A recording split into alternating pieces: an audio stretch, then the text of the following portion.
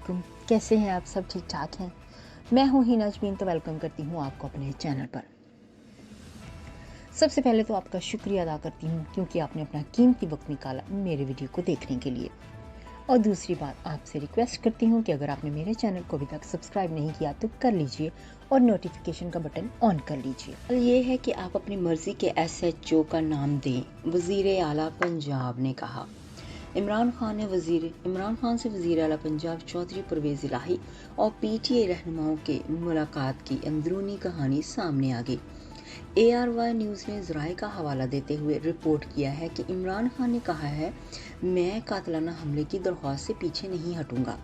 वज़ीर आला पंजाब ने कहा, पुलिस अफसरान और दरख्वास्त के मुताबिक मुकदमा दर्ज नहीं कर रहे।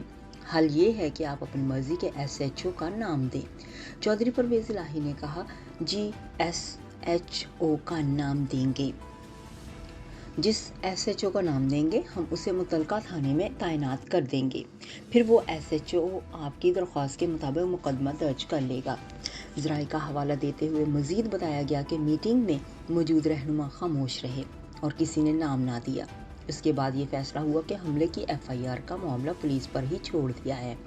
वाज़ेह रहे कि गुज़श्ता रोज़ इमरान खान पर हमले की FIR दर्ज की गई।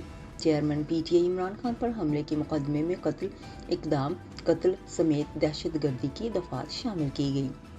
मुकदमे में मौके से गिरफ्तार मुलजिम नवीद को बाकायदा नामजद किया गया।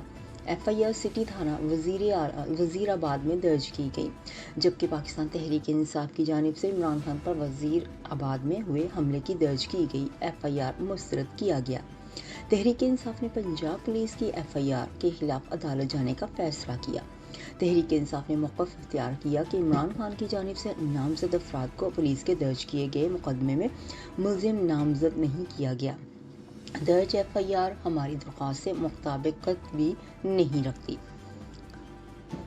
फवाद चौधरी ने दर्ज FIR पर रद्द-ए-अमल देते हुए कहा कि हमारे नामजद करदा नाम शामिल ना किए गए तो FIR कबूल नहीं।